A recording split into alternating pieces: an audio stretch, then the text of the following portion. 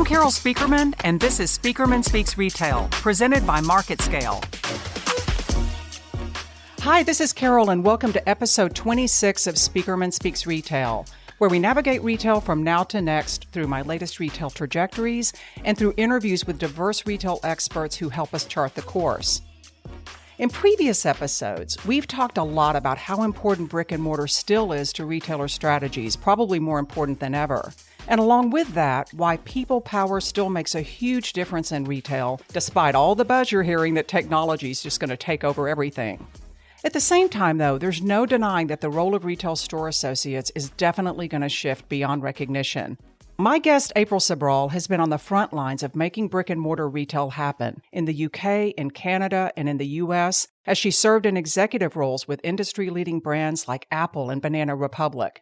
And she's taken her years of on-the-ground retail experience to not only launch her own retail leadership development and training platform, RetailU, but also she's written a companion book called The Positive Effect that pulls all that knowledge together in a soul-bearing story of overcoming and paying things forward. Leading retail teams really is April's superpower. I think she could walk into a store in any town and probably any category and walk out with the store associates feeling motivated, empowered, and really glad that she showed up. So motivating teams, teaching, and building future retail leaders is April's passion. And it's actually one that we share.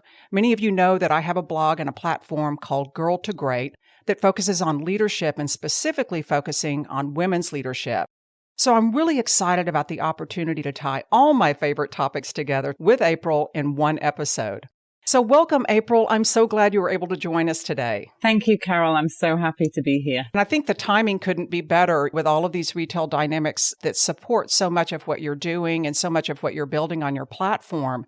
I've read your book. It's really inspiring, and I want everyone to have an opportunity to learn more about your journey. You know, you hear a lot about the hero's journey. I think a lot of us women in retail have some kind of a become your own hero story. But in your book, you really put yourself out there, and you're really open about your own struggles in life and work and how they've worked together to form your career and your business ventures. So if you can, tell me a little bit more about your Girl to Great story and how it's unfolded.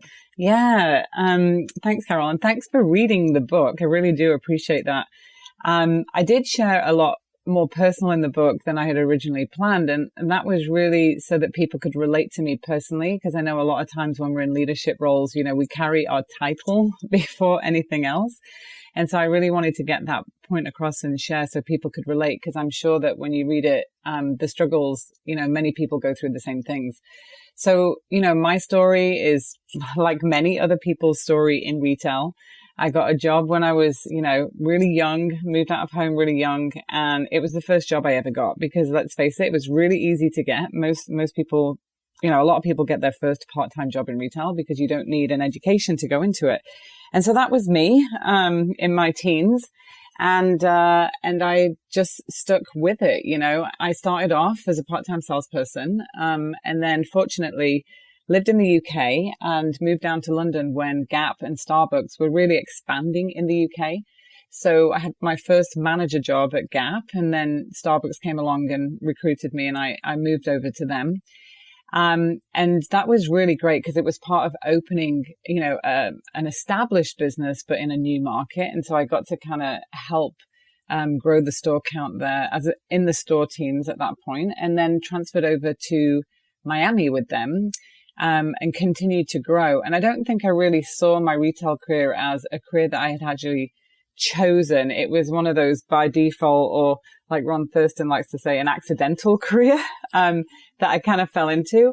But I just really loved working with people. And the more I built really great teams and worked with people and gave my customers everything they needed through working with my team, I kept getting promoted and recruited to other roles. So from Starbucks, I went back to Banana Republic.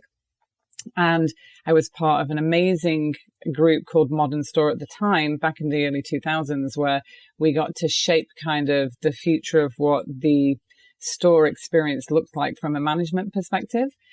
They then moved me to Canada to kind of help roll that out. And from there, I started going into multi-site. So I worked for Laura Canada, I worked for Holt Renfrew. I was moving up to the director level. And then the last position I held was a vice president of stores for David's Tea, which was an amazing brand to be part of. The customer experience, the product was just awesome. And I think when I look back over the years of just, starting off at, the young age of 17, and then moving all the way up to executive, I could have never seen that or foreseen that.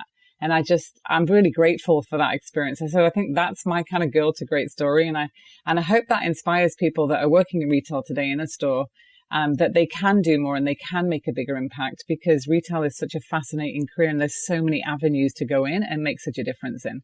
Yeah, absolutely. And one thing that really jumped out from what you were saying is the way that you moved a lot. I think moving, geographically moving, or at least being willing to, can be such a growth driver for your career. Do you agree? I mean, you obviously raised your hand when those opportunities came up, and yet a lot of women sometimes are hesitant to do that and to uproot and take on those challenges. Yeah, and I did it as a single parent, actually. I had my daughter. Wow. Yeah, I had my daughter when I was, young, 23. And so she moved to Miami with me when I was at Starbucks. And we kind of saw it as an adventure, right? And then when we went to Canada, I had my son. So I was a single mom that did this. So, I think that being courageous and being brave and not being too scared of failure, and getting outside your comfort zone will really challenge you, but not just as a leader, but as a person, which makes you a better leader, actually, because it's all encompassed. So yeah, I think those opportunities are amazing. And, I was raised by two American parents in the UK. My mum was an antique dealer. I talk about that in the book of how that kind of shaped me growing up in a retail environment. And I was fortunate that I had the means, the passports to move. So that was, a benefit of that. But, I'd say to anybody, if you want to grow your career and you want to experience more in life, we only get one of them. So, take the challenges on and be brave and be bold. Yeah, absolutely. You tell great stories about being raised by parents that were antique dealers and how everything in your home literally had a price tag on it. That beats any story that I have about being raised on retail. I'll ask you then, in light of that journey, and thank you for sharing your story, what do you think the new April would say to the old April? Or what do you wish she would have said? Yeah, it's such a good question. Oh my God. So I think, there's so many things that I could say to myself knowing what I know now, but one of them would be, you can do it and keep going. And I would give myself a big pat on the back now, because, when you're that young and you don't know where you're going and you don't necessarily have a plan, it can be kind of scary and you don't know if you're going to achieve the dreams and goals that you want to. And so now I think I would just say, well done, I get, congratulations for getting there, because I didn't have that as a plan and it just naturally evolved. So that's one thing I would say. And I think a lot of women are hard on themselves. We have goals, we have dreams we want to achieve, and sometimes it feels like we're never going to do it. But honestly, give yourself compassion and recognize and celebrate the small wins along the way, because those small wins along the way build your success to the future. And so I think, don't be so hard on yourself. You have a path, and as long as you keep stepping forwards.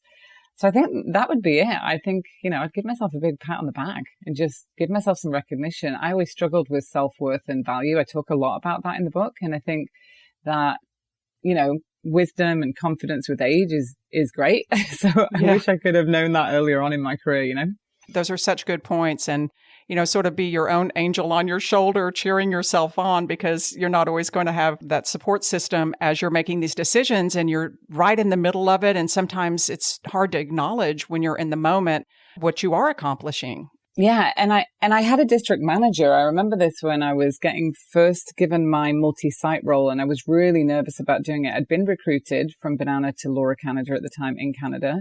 And I called a DM that was a mentor of mine, a district manager. And she said, April, if you are ready to have more autonomy and be your own cheerleader and not get recognition every day, because, when you're in a store, you see the customers, you get the wins with the salespeople and the sales results.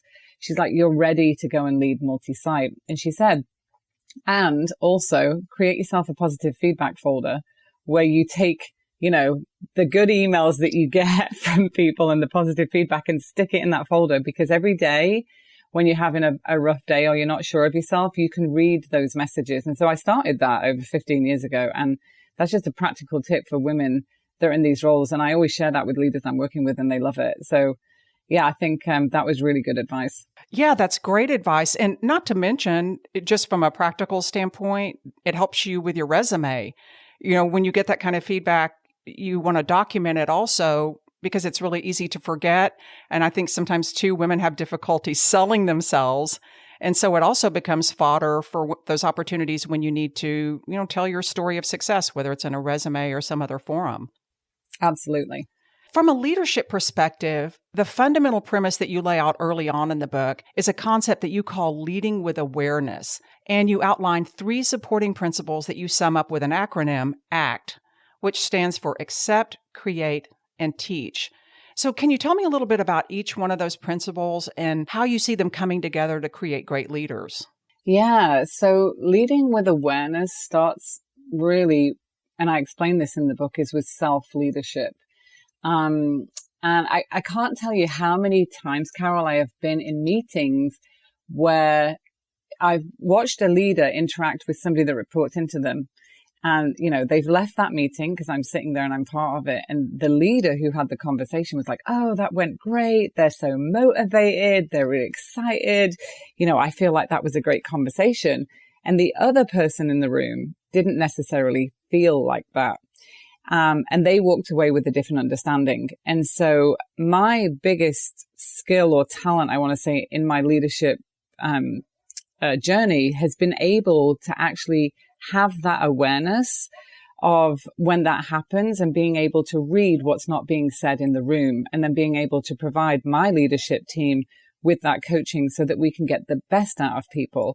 So when I was thinking about writing this book, I sent out an email to people that had worked for me over the years. And I said, if you had to describe this superpower in 3 words, what would it be? Because I was trying to start to think about articulating it so I could teach it to others. Because there's things that we do naturally and we don't really value it.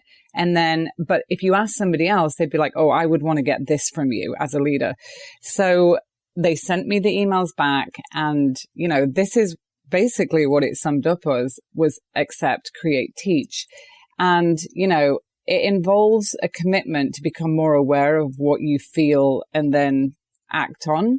And the ACT model is meant to really challenge you to become a more aware leader. So I'll define and I'll share what accept, create, teach means. So accept is really to be supportive, which means as a leader that you can't, you lose all judgment.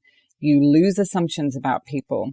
And in all my years of leading thousands of retail teams, whenever I would go to a store visit or work with a director or any kind of leadership role, person in a leadership role, and I would ask them, why are you being successful right now? What makes you feel successful? And it would always come back to the leader that they worked for, number one, and that they felt supported. And so accept really unpacks what be supportive means as a leader to your team. Because when I ask people, what does supportive mean to you? It means many different things to different people, but fundamentally it means that they can show up as themselves, and their whole self, like not feeling judged, not feeling fearful, that nobody's making an assumption or, pegging them in a hole, that they can really genuinely be themselves. And so that's what accept means. And I think the more that a leader can demonstrate that, especially in today's environment with the whole, being inclusive and really making that environment positive, it's gonna help their teams thrive. So I unpack that a lot in that model, in that first pillar. And then create is really to be responsible. So thinking and envisioning. I talk a lot in the book about my personal beliefs about cause and effect. Like you go to a gym, you get a great body after 6 months of doing it if you're doing the work. So yeah, hopefully, if you have a good trainer, right? But I think being thoughtful and being mindful as a leader, of taking that time to think and envision, that's your responsibility towards your team, towards the organization. So create really unpacks how to do that. And then teach is really about being selfless. if you take an approach of being a mentor and a coach as a leader with your team, it requires you to be selfless because you're always going into situations thinking, how can I help this other person? How can I teach this other person? How can I impart knowledge? And how can I mentor? Mentoring is a commitment.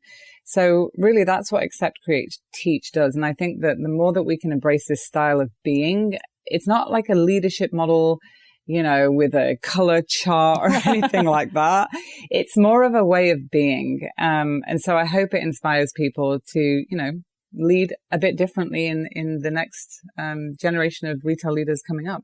Well, what I love about the model is the way you arrived at it, because it sounds like you sort of reverse engineered it. Instead of saying, oh, what's clever, or like you said, what looks good on a marketing piece, you said, hey, I've been successful. Things that I've done have worked. And then you had the courage to create a feedback loop and to ask people, hey, honestly, how would you articulate that? And then you built the model. I think that's why it does come off as being natural and understandable, is it really did come from your own experience.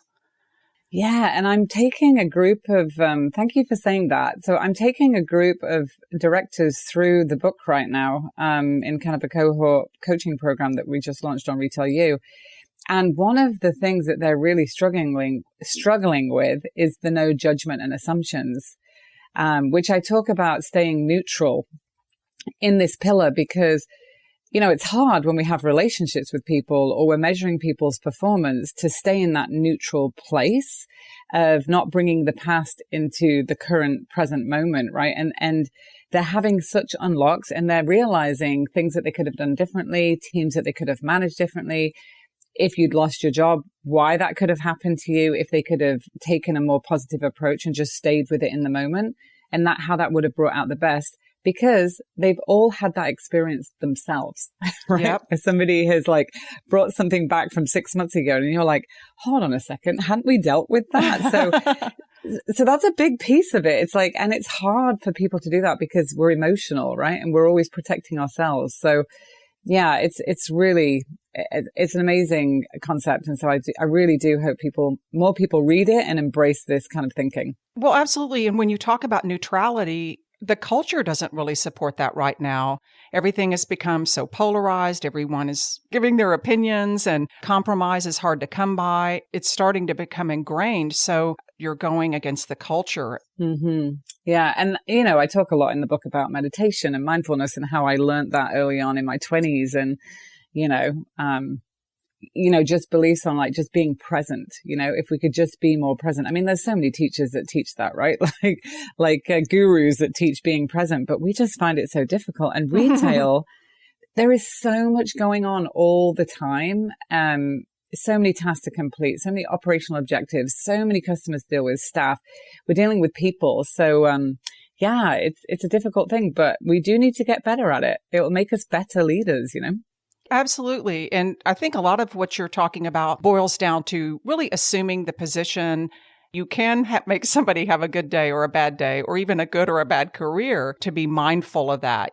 But when we talk about women in leadership, this topic comes up all the time in forums, in the news media, and it becomes, in some cases, a debate. There are not that many women CEOs or women heading up retail companies, and there are all kinds of opinions out there. I have my own, but I'd like to get your take on it. Why do you think that is? Yeah, I can share my own experience of this. So I was asked once to be the CEO and I can tell you that my first response was no. And it was just really based on confidence. I think at that time, I was thinking everything that I needed to do to be able to do it, if I could do it, what would happen if I fail, I went to worry right away. And I think because women naturally do worry about more things than men, we're always multitasking in our brain. We've always got 10 things going on. We've got our family that we're managing and we want to be successful. And so I do think that, and this was a conversation I had with a guy friend of mine that was an executive actually at the time. And he said, well, why would you think like that? Why would you say that? He goes, men don't think like that. He said, if somebody would offer the job and they'd be 40% ready for it and they would just take it and roll with it. And there has been times that I've done that in my career, but not when I reached above that C level. It was that next step. So that's my own experience. I know there's lots of different thoughts and conversations around it, but I do think that if we can fuel women's inner confidence, that self-worthiness, that inner confidence that sometimes derails us, it can help us get to that next level. And I've done a lot of work on that and written a course around everything I learned about getting to the C-suite and getting to that next level because of that experience in that moment I had in my life. Because I look back on that and say, well, I've traveled 3 countries. I've managed this amount of people. Why was I so nervous and worried about it? But I was worried about failing people, and myself. So I think that's something to be said for that. I think women struggle with that internally, and we have to put on this brave face, and then people are like, oh, you have to be more like this and be more assertive and this and that. And I don't think that's the case. I think women make amazing leaders because we're empathic, we care, we have these, natural abilities to connect with people. So I think if we can help women have more confidence, and that just comes from knowledge, right? Like, I honestly thought, well, I hadn't gone to college. I hadn't had an education back in the day. I worried about so many things, but really I just needed somebody to say, you can do it. And this is what you need to do to be able to do it. Despite the proof, it can be hard to make those big leaps. Mm-hmm. I love that perspective because so many times that conversation centers around life choices, things like that. And maybe those are factors. But as you called out, a lot of it really is just self-limiting beliefs and maybe even being too literal about it. Looking at literal qualifications and thinking you have to land in a position supremely qualified versus giving yourself the ability to grow into a position and to say, hey, I'm going to grow into this position. I've always done it and I'm going to do it again. Yeah. And there's women that I coach now. I mean, I'm mentor quite a few women that are in senior roles. And I remember having a HR leader that was in retail who was being offered a chief people officer role. And she had that same moment. Oh my God, can I do this? I have a family. I'm going to have to sacrifice this, that, and the other. And I just coached her through and I was like, no, you can do it. And she took it on and she's killing it. She's like, oh, I'm so glad, I stepped into the role. But yeah, it's that internal voice, right? And we need to, as women, support each other and not compete with each other and help each other move up the ladder. Absolutely. That's a big part of it too. You tell a really great story in the book from your Banana Republic days where you talked about going from a struggling market in Florida to one that was pretty much rocking in Toronto. But then when you got there, the numbers started dipping. And that's a really difficult story to tell in the first place. But you turned it into a metaphor about focusing on what is working. And even if those things that are working don't necessarily have a direct correlation to revenue. When you talk about leading with awareness from that perspective, do you think that retailers are doing that they're aware of and encouraging these alternative wins that may not have a direct correlation to revenue, but given some time and patience, maybe they might even turn the numbers around? I think some of them are and some of them aren't. I think it really goes back to a question of leadership philosophy, right? Like if you're a sales-driven organization that is just only focused on results, and I'm not saying you can't have results. We need results. We need to drive results because that's what keeps people employed. And retail is one of the third highest employment sectors in the world. It's important that companies are successful. But I do think that there is an opportunity for us now to look at things in a bit of a different way. When I was growing up in retail, Carol, traffic was abundance in the stores back in the day, right? We had, people were walking in, we had great traffic, we had comp traffic, we had conversion on that. And then as soon as online sales started to grow, of course, some of the customers are going to be were previously your walk-in customer and now shopping online.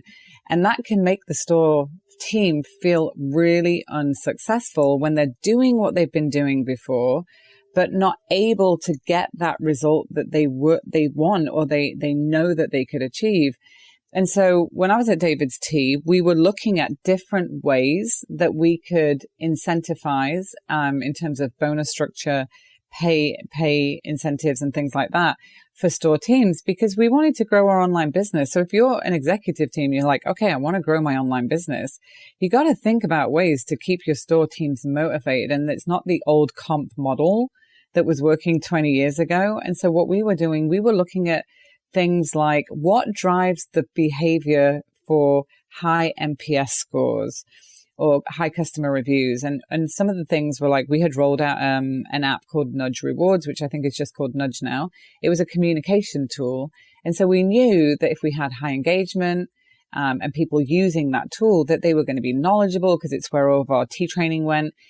We had recognition on there, and that they would be then providing the customer experience that we wanted. We knew that that drove that. We really believed in that. So we were going to start incentivizing the store teams on engagement levels and adoption rates of that, as opposed to just comp sales. And so I think when we're looking at that holistically as an industry, we really do need to start revamping the way that we incentivize and recognize our store teams across the business. And I really, really hope that people really take this on and tackle it and change it in the future, because some things in retail are really innovating, like technology. There's so much technology coming in, but then some things are just not. And that to me is one of them. It's like, how do we incentivize and look for the wins and share those and create, you know, practices and policies around that for store teams that can keep them really engaged? Because, you know, people say to me all the time, oh, bricks and mortar, it's dying. I'm like, no, it's not. It's just evolving. It's never going to go anywhere. Customers want that experience. And now more than ever, I would think people want to go back in and have an experience with the store associate and build that relationship, just because of the world that we've been living in for the last year. So I think that there's a lot of room and a lot of opportunity for that. And, you know, when you're leading teams, I don't know why, I always went into companies when like it was going through a turnaround or it was making a change or sales were tough. And I had to recruit top talent. I had to keep my store teams engaged. I had to make sure that the customer experience was really, really well delivered and that feedback loop was there. And we had to find ways to do that and not always just look at the comp number. That's such a great point. Instead of trying to be in denial or fight dynamics that just are not going to be stopped in retail, instead to just acknowledge it and then talk about new metrics, new incentive programs that are going to work for your store employees. Because as long as you have stores, you want those folks to be engaged and feel empowered. You can't just have this be a downward spiral for them, right? 100%. That's great. You could have a whole episode on just that one topic. Well, you also talked about having the opportunity to meet some of the faces behind the companies that you work for, and what an impression that made on you.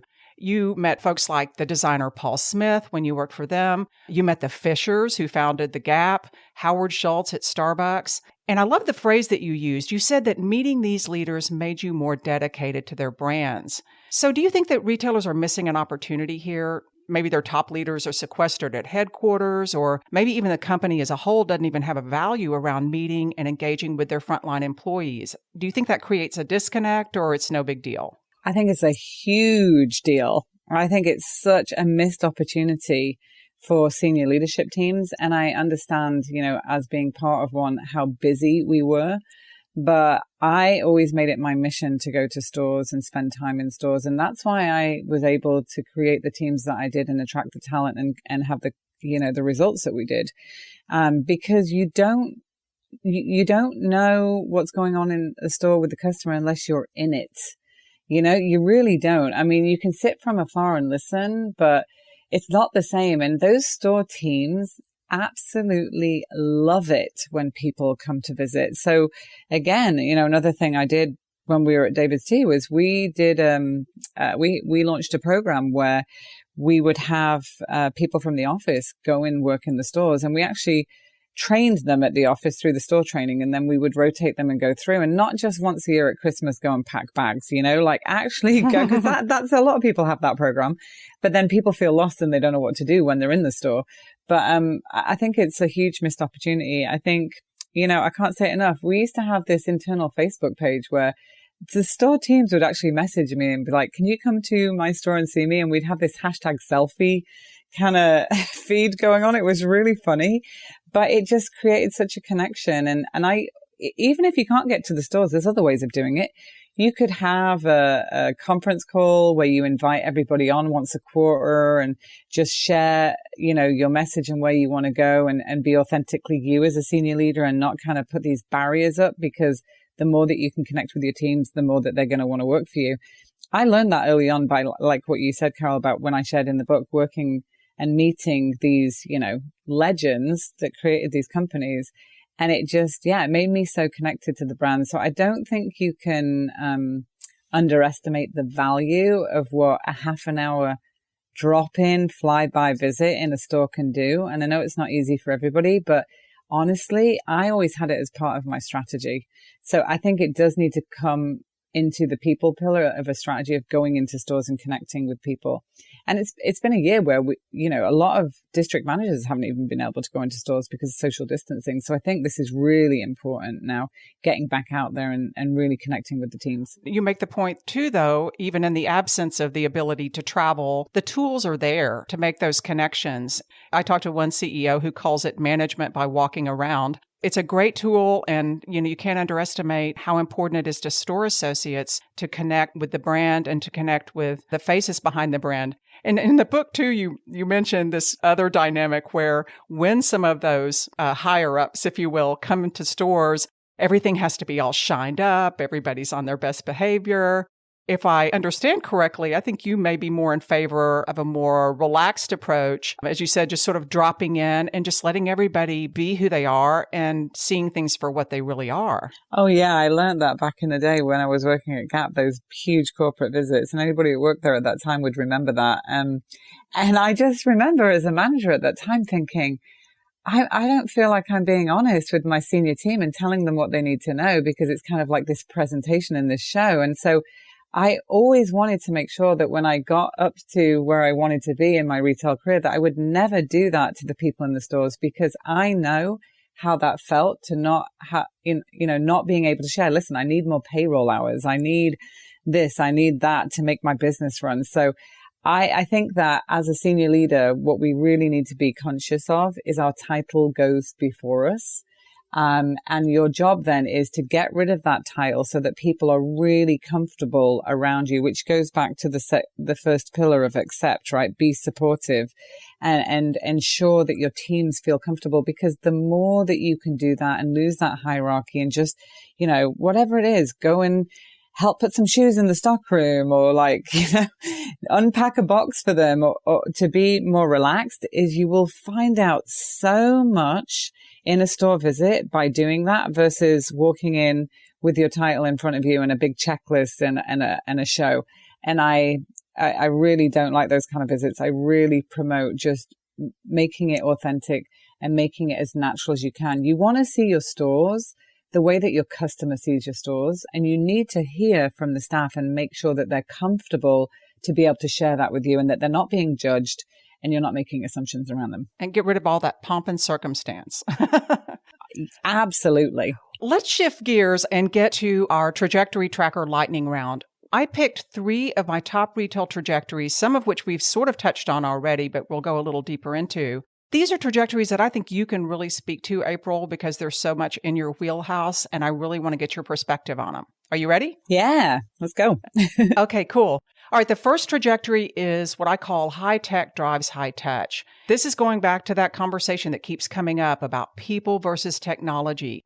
To me, it's always portrayed as an either or zero-sum game. It's either people or tech. When in reality, a lot of the technology coming on the scene, particularly in stores, can actually empower store associates to do their jobs better. How do you see the boundaries and the balance between high tech and high touch as it all evolves and as the tech part of it starts accelerating? And where do you see the role of store associates evolving along with it? Yeah, I think that it's not an either or. I think it has to be an and. And this is really relevant. I was on a panel last week with group of retail leaders, and one of the panelists was a general manager. So the rest of them were kind of like multi-site, C-level. And then we have this general manager in the mix, which I absolutely love, because then you get that whole store perspective. And she said she no longer calls it omni-channel. She's like, it just is the customer experience. If we have tools that help us do virtual showings and virtual shopping events, it's just how we interact with our customers. And I think that's a key point, because it can't be an additional task that has to get layered on to somebody's day. They've already got a million things they have to do. So I do think that tech is amazing, but it has to encompass and incorporate everything that a store team is doing.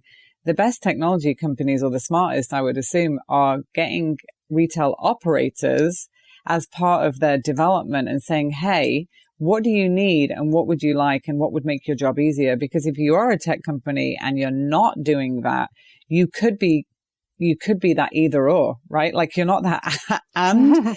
And so I think that's really important. So I think tech's great. I just think it's how do they make it so it functions as a holistic part of what we do? Just like how you ring up a POS, on the register, you ring somebody through a transaction. Every tech kind of has to embed itself that way. So I've seen some really great ones and I've seen some not so great ones because some technology companies just don't have anybody from retail working with them. So I think that's really important to keep in mind. Yeah, and that's a great point because a lot of the technology becomes available through third parties. So it's sort of plugged in and maybe not in a way that's as mindful of store associates as it could be. I love your point about, hey, sometimes it can be an either or if you don't manage it properly, but that's not the ultimate goal. It should be an and. Yeah. And one of them that I've seen is really good. I'll give them a plug. Not that this is not sponsored or anything. I have to say that, but Retail Zipline to me have done a really great job because first of all, the founder came from she was an operationals manager at Gap. So she was solving a problem that the people kept telling her she wanted to solve. And then she's hired a team that have all worked in retail. So they get it. Like they just totally get it and they speak that language. And that's why they're probably having so much success right now. So that's really important when you're working with operations people. That's a nice bit of coaching for a lot of these third-party providers that are just proliferating on the retail space as retailers try to, stay on top of things and they know that they can't necessarily grow all those solutions themselves.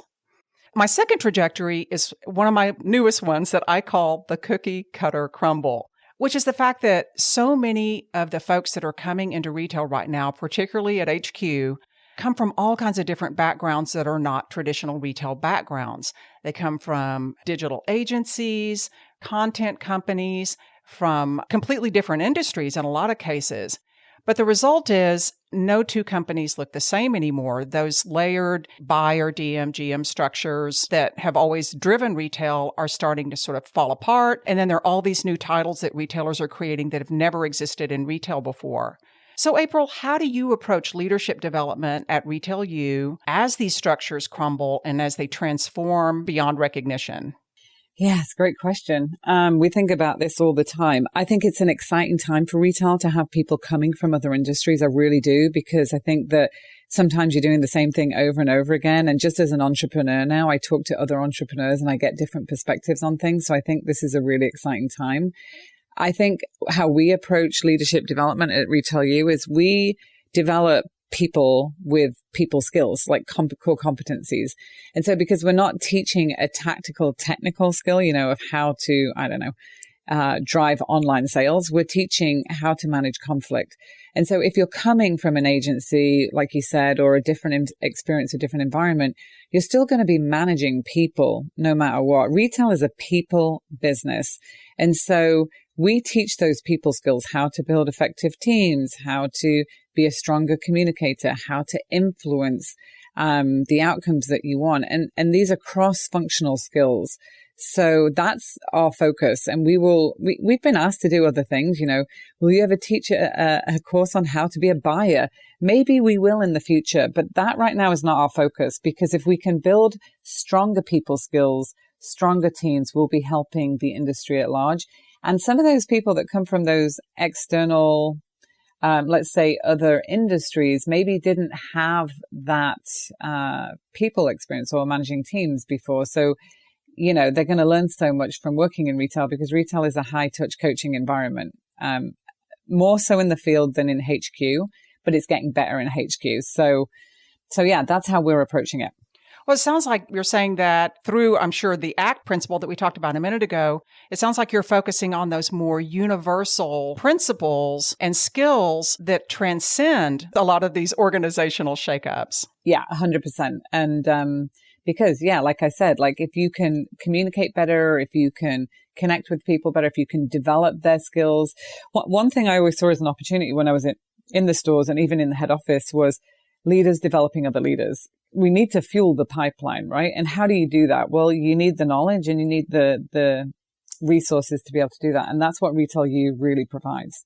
That's a great point, too, in terms of developing other leaders, because now you see this migration of a lot of these retail leaders going from place to place to place, and nobody's staying put. So there's a lot of turnover. I call it the revolving door of retail. The value used to be around folks staying in a position for a long period of time, getting really good at it, becoming an expert. And that's completely shifted to move along now.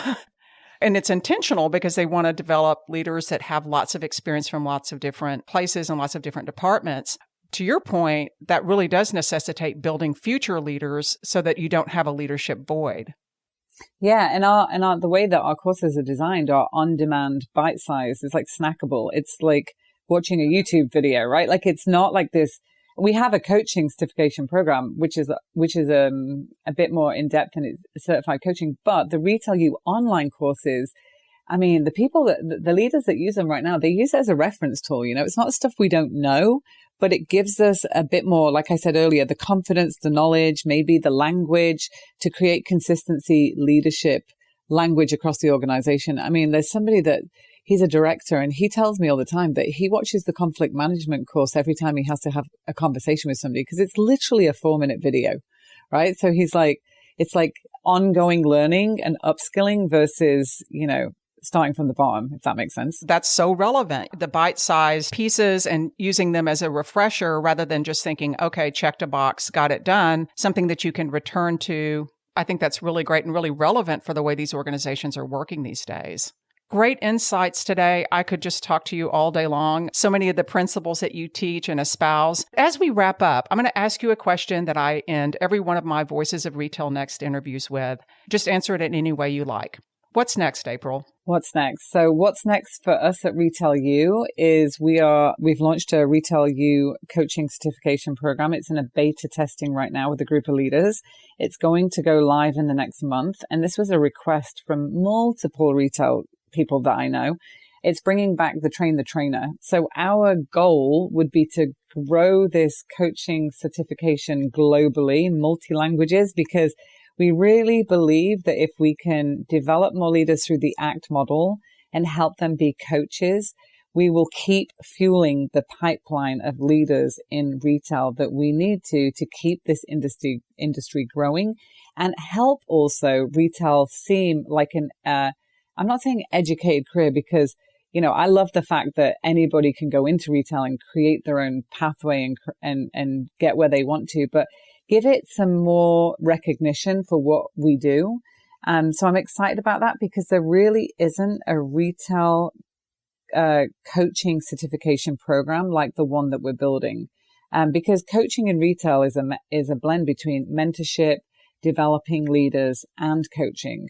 So it kind of encompasses that. And so I've taken 2 coaching certifications in my life, and I just felt like there was something missing that we needed to kind of fill that gap. So this is what's next for us. And I think that's going to help the industry at large. So I'm really, really excited to see where this is going to go in the next, couple of years and how many leaders we can actually impact and how many organizations we can support. I'm really excited to see how all that unfolds too. Again, as retailers are reaching out to trusted resources like yourself and RetailU, because they know they can't necessarily build all of this internally and keep it going, nor do they want to. It's a real opportunity to plug into a platform from people that have been there, done that, and know what it looks like and know what those best practices are.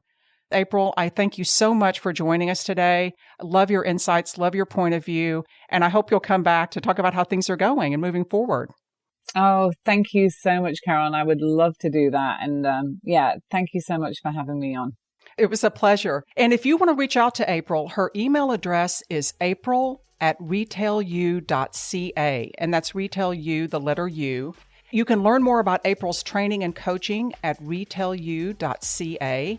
Do check out her book, The Positive Effect, which is available on Amazon. Also, April has provided some additional resources, some of which she mentioned today, and those will also be in the show notes. So look for those links and definitely check them out. That wraps up episode 26 of Speakerman Speaks Retail. In future episodes, I'm going to be talking with more smart folks who help us understand what's really happening in retail, and we're going to keep on tracking those retail trajectories every other Thursday. Our next episode is going to break on May 27th. In the meantime, you can follow me on Twitter. I'm Retail Expert, XPERT. You can visit my site at speakermanretail.com or contact me directly at carol@speakermanretail.com. I always love hearing from you. Thanks so much, and I'll see you next time.